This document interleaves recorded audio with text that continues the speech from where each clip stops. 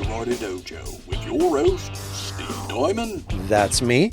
And Larry Correia. You don't understand. I could have had class. I could have been a contender. I could have been somebody instead of a bum, which is what I am. Today's episode, Bad Twitter Advice, Round 7. Welcome back to the WriterDojo, everybody. Glad to have you back with us. Okay, we hope that you're enjoying your new year. But what start of a season wouldn't be complete, Larry, without getting right into bad Twitter advice? By popular demand. So, okay. I'm not normally tagged on a lot of Twitter stuff. Mainly you mostly avoid that cesspool. I do, because it's a hive of a den of a hive of scum and villainy. That would be a step up. Mos Eisley ain't got nothing on. I go onto Twitter to fight with crazy people. Yeah, because that's the spectator sport. I have the worst mutant superpower ever in that I attract psychopaths from the internet to come yell at me. This is true. Except I have my super ability to just verbal judo them. Yeah. See, my equivalent is private equity companies by whatever company I work for. It's strange, our mutant superpowers. But yeah, we have some good ones for you. And I was actually sending these to Steve over Christmas vacation. All of a sudden, I get blitzed over Christmas break and over the first week of New Year's. I'm like, what the crap? Who is spamming me on Twitter? Oh, it's Larry. Because I'm tagging Steve as I'm finding these. And I believe my comment at the time was, because it was Steve, new topics for bad Twitter advice. And I'm like, dude, it's been one day in the new year. One day. We never take any time off for you guys. Gosh. All right. So some of you, if you pay attention to Larry's Twitter and cursorily to mine also, you'll see, you saw what we were talking about. But we're going to get into this as usual. We're not going to give the person's name. Who knows? This might not even be a real person. It might be some AI bot. But at least that's what their profile suggests. But so we're gonna hit this one for you. Let's see. Okay, if you're driving, maybe pull over. Oh, this one is actually a real person. Are we sure? Oh yeah, actually, this person's fairly famous. That's too bad. Okay. So turn. I'm gonna try to adjust the volume on my side, but here we go. Hit it. Only a small number of book authors make significant money from book sales. This seems to suggest that most books should be freely available for download. The lost revenue for authors would be small, and the benefits to society large by comparison. Okay, now, I'll restate that in normal human English. Because we're back. Yeah, you guys don't understand that this is what that's what these people actually sound like in real life. You can't Obviously. tell me that. Okay, so this is actually from someone who's fairly famous, because this guy is a professor. Allegedly. No, this is an actual person. And he's now the head of, or was at one point the head at Meta of Facebook. For AI, right? For AI. Yeah, there's some shadiness. There's some duplicitousness in this too. Yeah, we'll get into this a little bit more, because that's a good point. Okay, so in English, only a small number of book authors make significant money from book sales. That is true. Yeah. We'll break that down. Yeah. This seems to suggest that most books should be freely available for download. Yeah, that's dumb. No, it doesn't. The lost revenue for authors would be small, and the benefits to society large by comparison. Yeah. I want to take the middle part of that first, though. Okay. Where it says that the amount of lost revenue would be small. First of all, small in comparison to what? Well, like small compared to a gajillionaire? Yeah, maybe. small compared to a professor from NYU who works for one of the largest mega corporations in the world that profits off of the proliferation of AI and stealing free content off the internet. Well, yeah, probably that guy too. Yeah, I bet he makes quite a bit more money than most authors. But here's what bothers me. You can't just look at sales and then say, well, say the average author only makes $2,000 in sales a year. It is something pathetic like that. Okay. Who's to say though, like, is that $2,000 small to that person? $2,000 to most people is a chunk of change. $2,000 is $2,000. Hey man, $20 is $20. You're doing well. I'm doing well. Would either of us say no to $2,000? No, I mean, I make good money, but if somebody said, "Hey, Larry, we'll give you $2,000 for this, short story," I'd be like, "Hell yeah, yeah, I'll take it."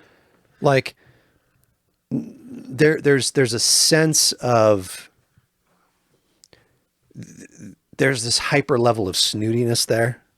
Oh yeah, That's like, it's like, well, it's only like $2,000. That's not enough money for you. What's your money worth compared to societal good? Yeah. See, that's bull crap. Anytime anybody plays that societal good argument, they're robbing you.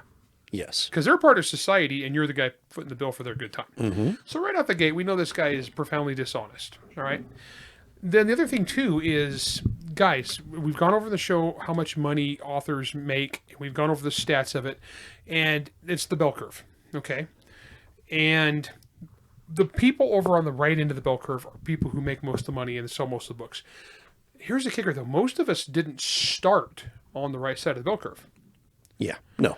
So if I had taken my first couple books and I had just published them for free for the greater good of society, would I have a career now? No. I make a really good living. I bought a nice house. I live in the mountains. I have a good career off of my labor that I've done, and I've made residuals, or I've made royalty payments on that first book for the last 15 years. Well, why does this person think that he's entitled to your blood, sweat, and tears? Yeah, exactly. So if you put hundreds of hours of labor into a book to create it, that's your labor. Mm-hmm. The only time you guys should ever give a book away for free is if there is a direct planned marketing reason for it. Yep. This whole right for exposure thing, guys, we've talked about on the show, it's bull crap. It's people trying to take advantage of you. Yep. Your entertainment product is a product that you sell to people and you profit from, and they enjoy it, and then they come back and they give you more. If I'm going to give a book away for free, which, like Monster Hunter International, there is a free version out there on the internet people can download. Yep. Because there's a dozen other books in that series that people can purchase. So it's a win-win. So guys, don't give, it's like, you don't, how's that saying go? You don't buy the cow if you get the milk for free. Yeah. Okay. You got to put a ring on it. This guy wants free milk. Okay. Screw him. That's bullcrap. This socialistic nonsense bullcrap. And his whole thing about the greater good of society is because this guy's company is out there freaking robbing people. Yeah. And my books are among those that have been robbed from to program our future evil alien AI overlords. Yep. Yep. You're helping Skynet directly now. Yeah, I'm helping Skynet directly, and I ain't getting paid for it. No. Here's my kicker on that: is like if you were gonna have me program evil monster AIs, pay me for it. I know, right? I mean, I'm not. I'm happy to do so for money. I'm not objectively, I mean, if we're getting moral flexibility here, but not, I'm not being serious. But you guys get what I'm saying here, right? So it's really easy for someone else to come along and volunteer other people's labor for his benefit. This is the crux of the entitlement argument that I have with everything, and it's the idea that other people think they're entitled to my work product for nothing. For the good of society, yeah. Well, the good of society is, these days especially, are shifting goalposts. So... it's whatever the people in charge say the good of society is today, and it'll be different tomorrow. So I'm kind of like this whole argument, this whole post is just pure idiocy.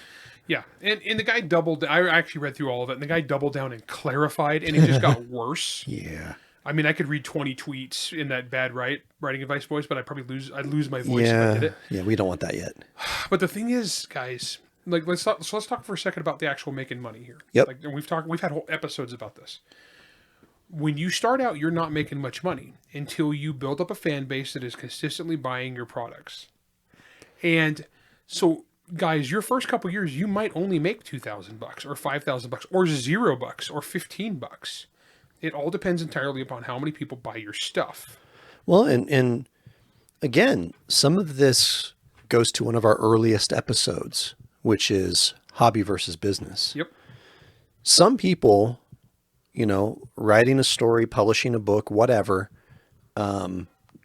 simply to do so because they love writing and that's what they want to do as a hobby, well, they're not in it for the money. Yeah. But why should they give it to you for free? And now let's flip this around on a second for this, because there is an aspect, and this is one of the guy's clarifications. Oh, good. Was that, well, this is, to benefit the author, because if they just want to get their stuff out there, well, here's the kicker. This guy's got 2 textbooks he's written, and they're for sale at $22 each on Amazon. Yeah. He ain't giving his stuff away for free. Right. So if you are just writing to write because it's your hobby and you're passionate about it, and you just want to throw it out there, that's great. More power to you. I'm not going to tell you to do otherwise. I think that's awesome.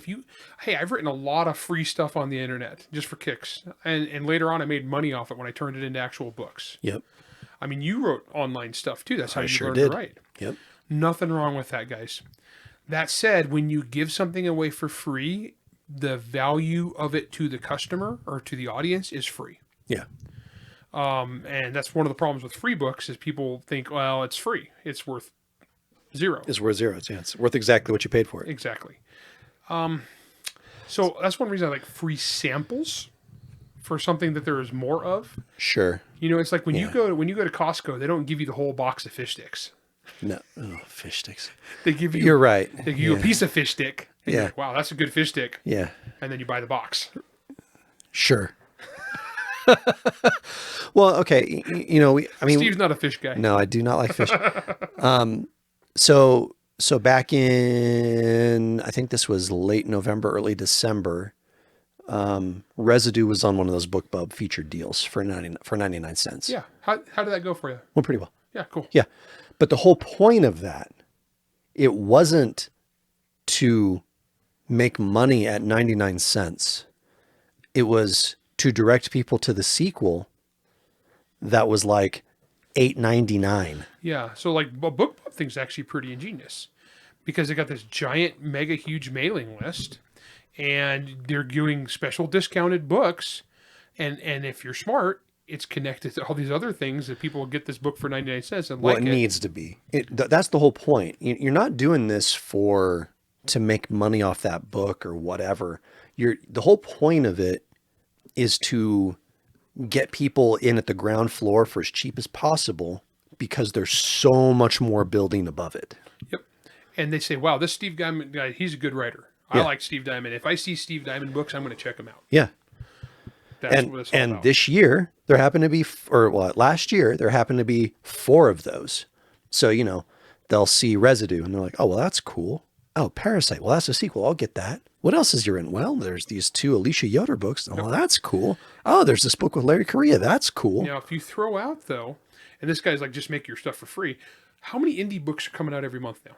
A gajillions. 100,000, 200,000? At least. So 250,000. And this guy's like, hey, just throw it out there. Well, no one's going to see it because there's 200,000 other free books. You don't exist, guys. You are awash. You are afloat in a giant sea of crap. Ain't nobody gonna see it.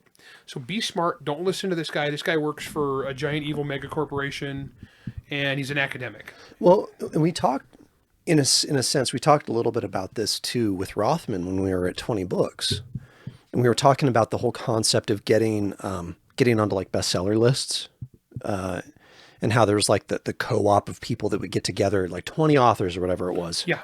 They would get together and, they would sell all 20 books for $1.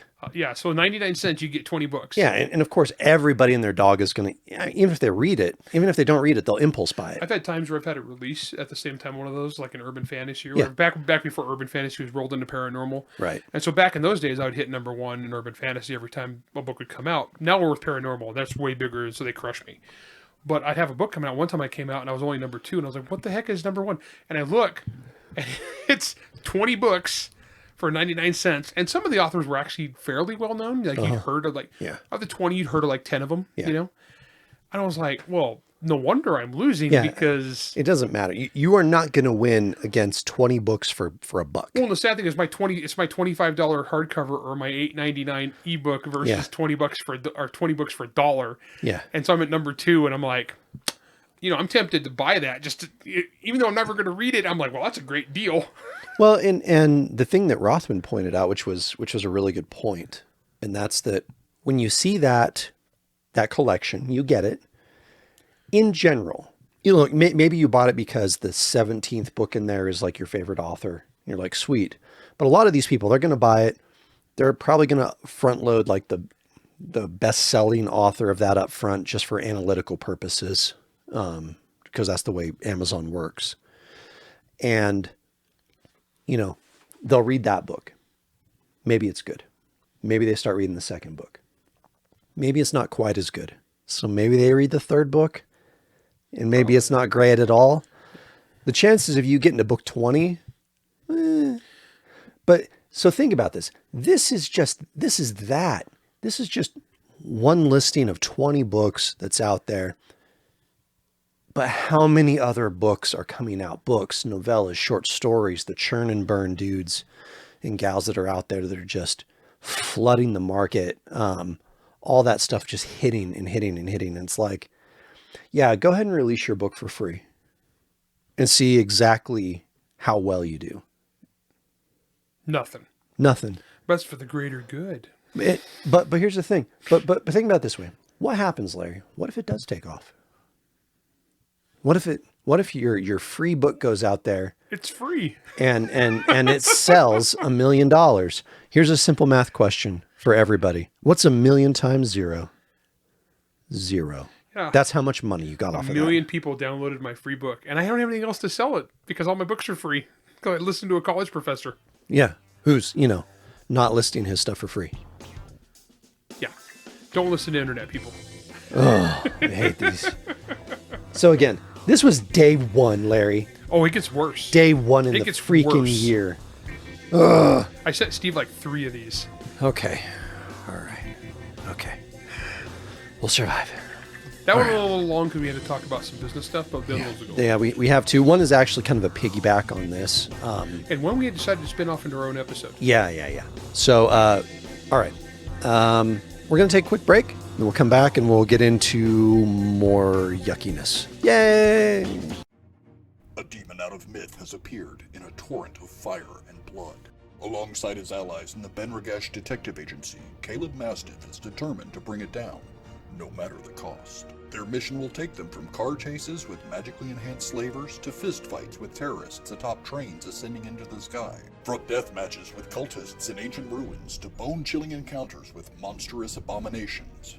And from shonen martial arts tournaments all the way to earth-shattering cataclysmic battles. Ben-Regesh, Volume 1 of the Cocoon Chronicles by J.C. Chambers is an action-packed new fantasy about loyalty, sacrifice, and blowing stuff up, set in an enormous labyrinthian steampunk world. Every copy comes with 30 full pages of manga art as a bonus, and is available digitally at Amazon.com and in print at most online retailers. Pick up your copy today.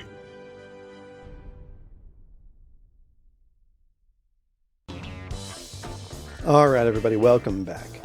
Okay, so top half of the episode, we talked about the inane opinions of a college professor who wants you to give away stuff for free to Meta so that he can help, feed his AI machine. But isn't giving away his own textbook for free. Now, in part of that discussion, some thoughts about copyrights and stuff like that came up, and we saw this comment that I couldn't help but take a screenshot of this comment. I hadn't actually seen this one, but the screenshot of this, and I can see why. It's actually a little too long for me to read the whole thing in that voice. It's a huge one. It's a huge voice, but because they pay for the blue check, so they get to ramble even longer. That's right. I have a blue check. I can't. Okay. All right, and go. Copyright is a yearly fee structure instead of lifetime plus XX years, serves both the author gets paid and the public domain for progress aspects. Okay, now it gets really complicated here, so I'm just going to go back to my normal life. Basically saying that copyright, the way it works now, doesn't work, and he has a suggestion to make copyright better. Okay, so for year 1, copyright's free. And so all the hot takes, memes, and fast things just automatically under copyright and have no fee. Year 1 costs $100. and all regular publishing scores, performances, etc. Year 10 is $1,000, not an overwhelming fee if you have franchise to back it up, but basically all manuals, schematics, whatnot are all going to have people flinging up their hands and saying, fine, public domain. Year 20, $10,000. That is, I'm Disney or Tolkien. Okay, I can't even like wrap my brain around how people give these freaking hot takes. This allows a route for iconic things to maintain their copyright for a very long time, and instead of tens of millions spent near yearly in lobbying, they can pay a lesser fee to perpetuate the copyright for Steamboat Willie. Dude, I can't. I hate people so bad. Okay. So guys, here's not even about this. If there's a subject that you don't understand, Shut up. Like you really don't understand what's going on at all, shut up. Just shut up. Don't share your stupid opinion on the internet. Well, and because you're gonna give guys like us a heart attack. Well, and you and I were talking about this for some other stuff off air, and that's that there's this propensity for people who are hyper smart in one aspect. The Neil deGrasse Tyson type Neil guys. deGrasse Tyson syndrome. Where they are so smart, allegedly, in one thing that they think therefore that means they are the pinnacle of smartitude for everything. A lot of authors fall into this. Oh, heck yeah. Smart is not an umbrella. Okay? Smart is not like D&D where you have an intelligence It's score. a dart. It's not an umbrella. Yeah, it's a dart. So it's just not like you have your intelligence is 16 or 15 or 18, and that means you know 18 on everything. Sorry, brief tangent. We're playtesting this RPG with Pat Tracy. Pat Tracy's he's doing this new pretty freaking rad system, actually. I like it. We're having a blast, but we're basically playing Paleolithic-ish dudes. We're all so dumb. Well, we're clever and crocodile hunting. Okay, so in D&D terms, if like, you know, if a wizard is like a 16 intelligence and a barbarian is like an 8, we're 6s. Yeah, pretty much. We had a whole 15-minute discussion about the world is flat in our game. We did actually, and the poor NPCs, poor Pat didn't know what to do because I'm the holy man, so I was like, I gave my entire theology just off the cuff. And how the world was flat, but we discovered the hollow earth where the dinosaurs still live.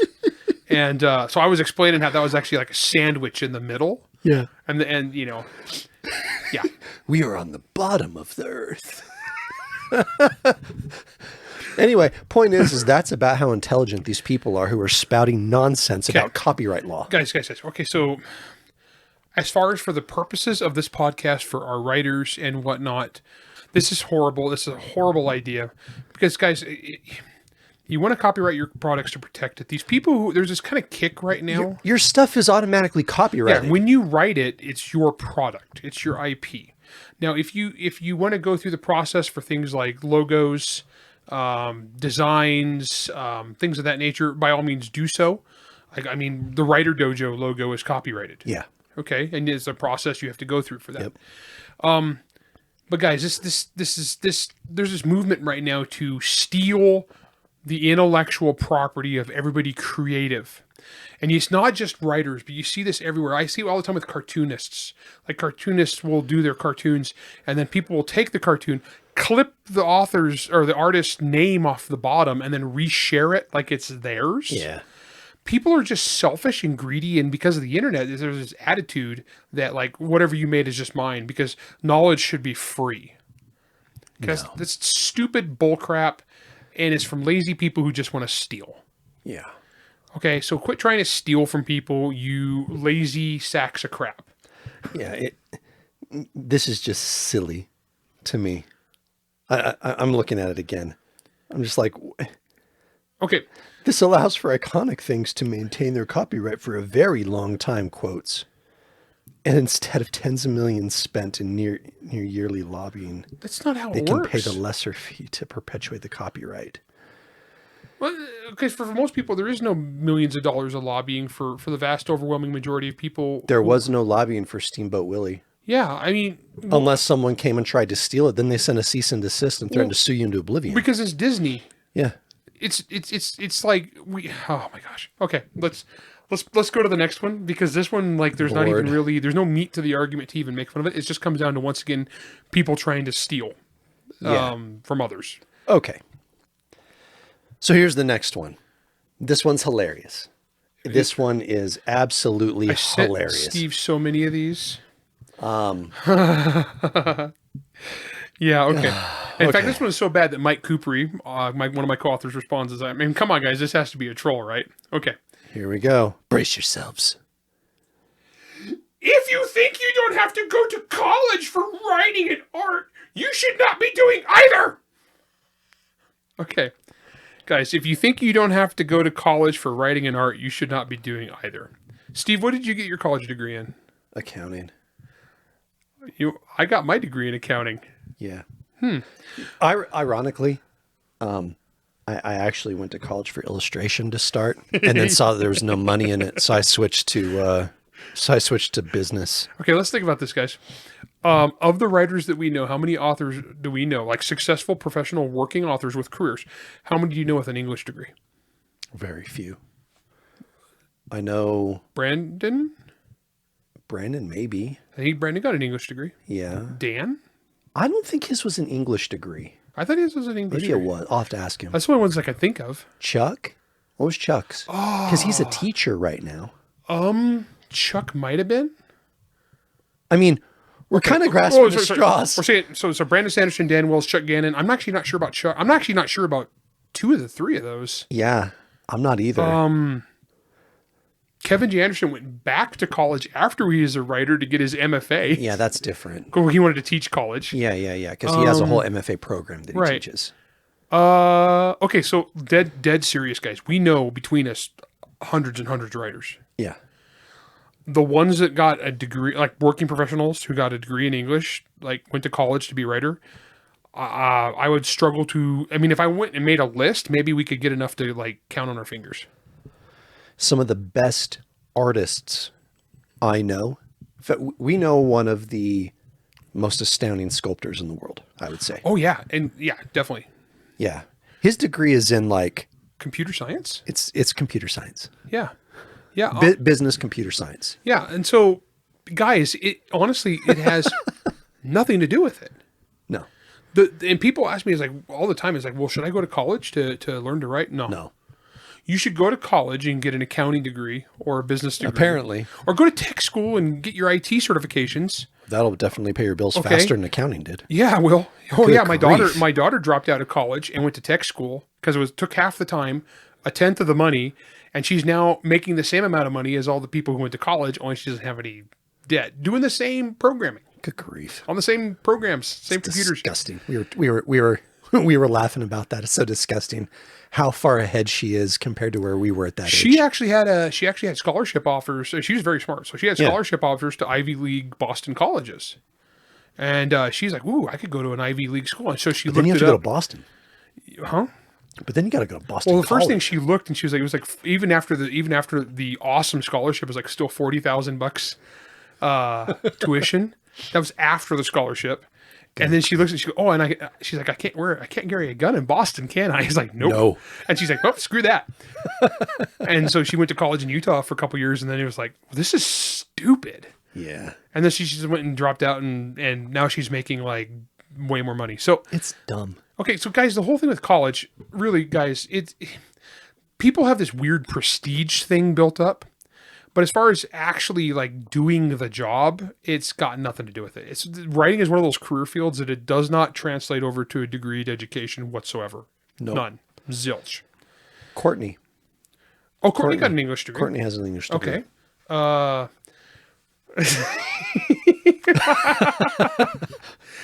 Now, it might be on the art side of things. I'm not saying it's bad for you.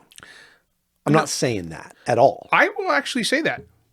I will go the opposite direction. Okay. Say, and I will take the devil's advocate position. I think it actually puts you backwards. Okay. Why? Because the kind of things that you're taught you're being taught stuff from an academic perspective.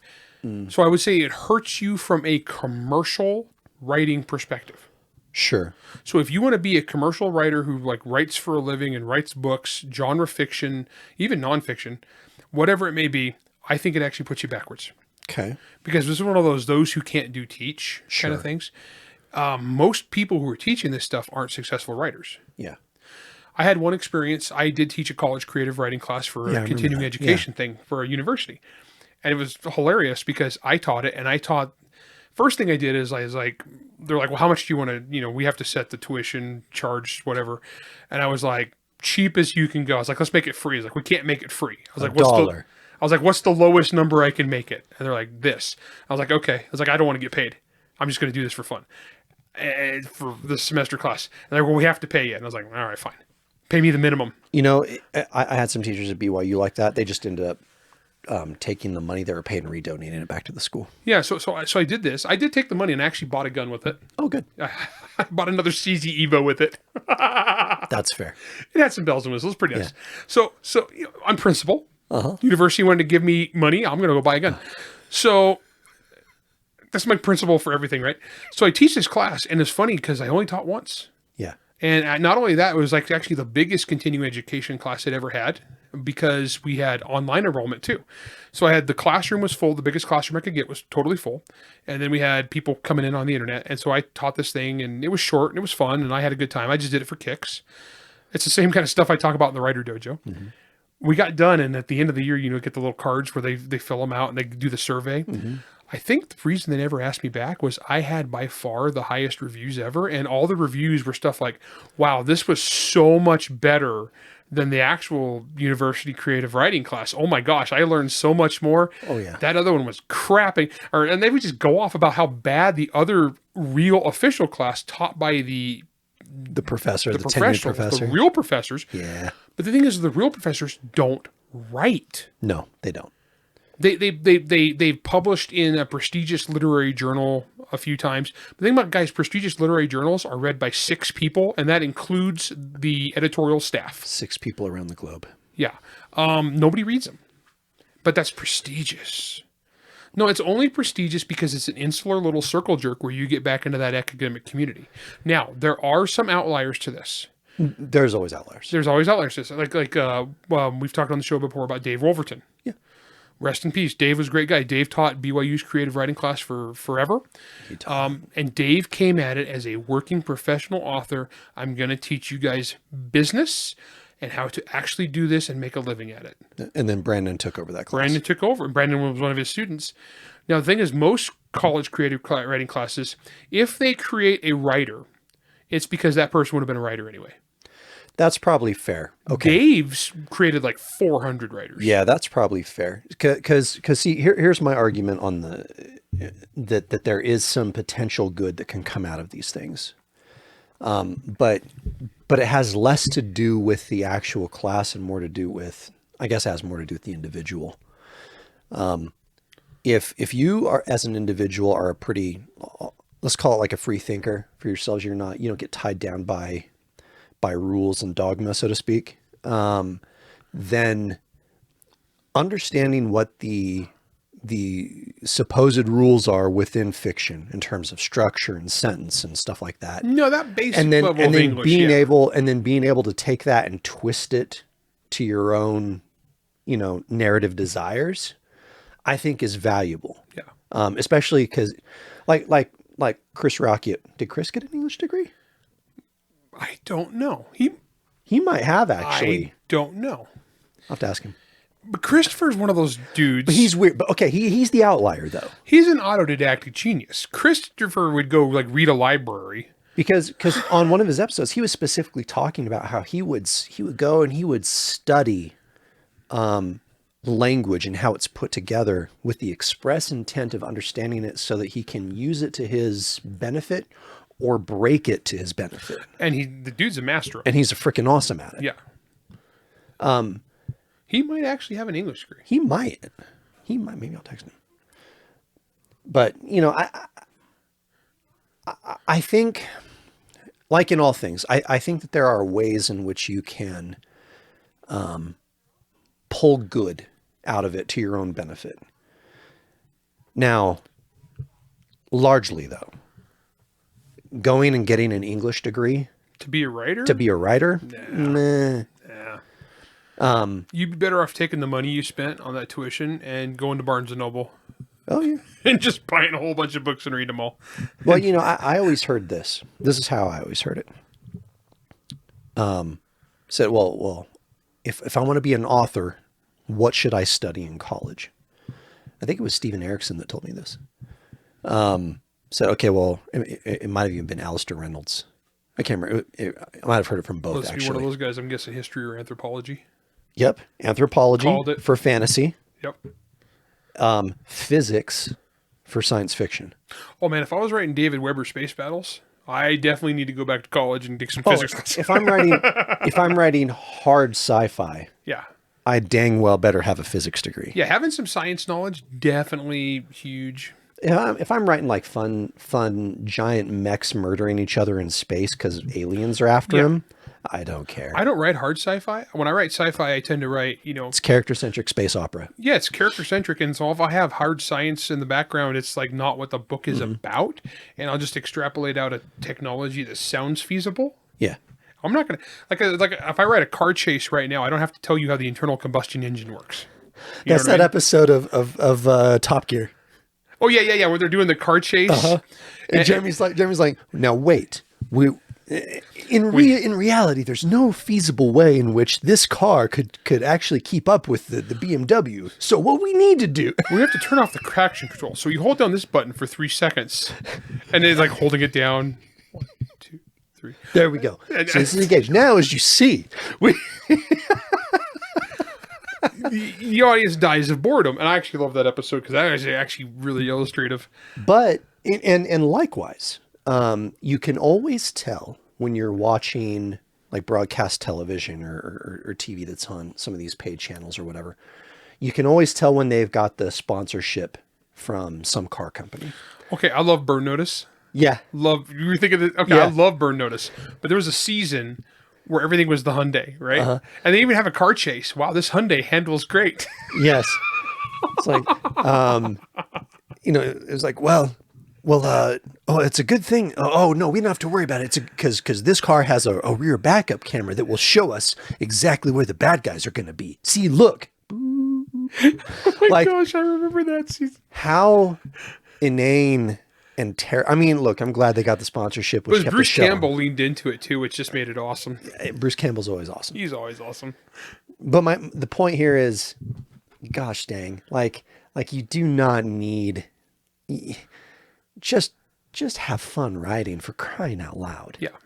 I mean, you do not need to go to English. You do not need to go to grammar school in order to understand. Almost how to none tell of stories us. about monsters. Almost none of us make the jump from like we get done with school and then become a writer.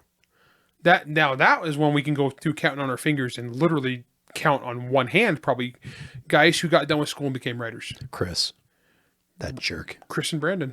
Yeah. I mean, there are probably some other ones, but honestly, guys, there's probably 100. Ryan McClellan. Oh, Brian McClellan. But we're probably talking 100 to 1. With 99 of us being people who went out and had jobs because we had to support ourselves and our families for the years and the years that it took for us to figure out how to write, how to get good enough to sell our stuff, and how to find the people who are willing to buy our stuff. Yeah. And that is not a process you're going to learn in school. No. They're not going to teach you and that. it's a process that's going to take time. So if you're taking that time, it helps to have a good job. Yeah. So if you're going to go to school, make sure it's a good financial return. That's the main key. Yeah, I mean, your gender studies degree or underwater basket weaving degree that apparently we're going to pay for now is not financially viable.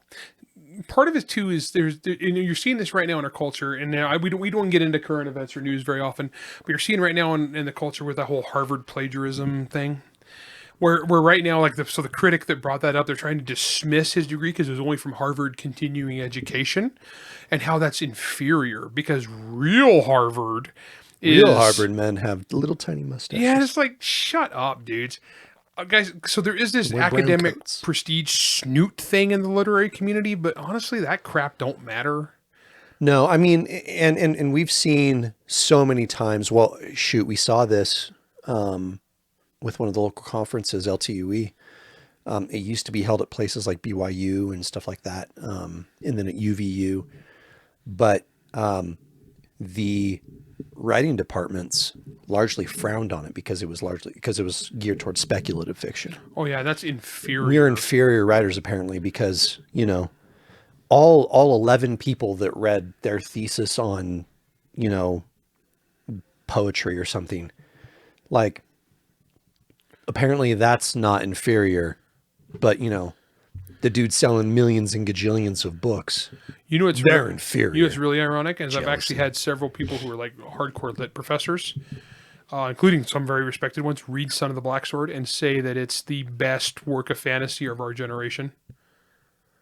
And just like I've had some famous authors I know who you're talking about, who, actually. who were on the opposite side of the political spectrum, read Son of the Black Sword to bag on it, And can't. and they read it and they're like, "Wow, this is superb," and they had to shut up because they couldn't come out and say I was wrong about Larry Correia. He's not a hack pulp. He's actually capable of really good writing. They can't say that in public, and it's awesome to me that they have to choke on it. Yeah.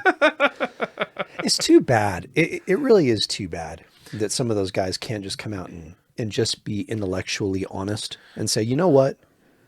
I mean, Well, the whole thing, we're talking about this whole intellectual academic thing right now, but it's the opposite of intellectually honest. oh yeah. Yeah. You know? Absolutely. That's one of the reasons I say I'll play devil's advocate and say it's actually a net negative. Sure. I get you. Yeah. Because I'm not disagreeing with you. because it builds this insular, like, well, only blah blah blah can create great art, and we see that all the time. Only people who believe what I believe can create great art. Well, it's because you guys lie and define art to be only what you want it to be. Yeah. And then guys like me sneak in, like I've actually had, remember that one time, that contest, which I don't want to name anybody's names, but so there was one time, years ago, there was the blind contest. so there was this contest for like best short stories of the year, right? And it was very prestigious, and they had a bunch of like really snooty judges and a bunch of academics and some famous authors who were totally politically opposite of me, like very respected.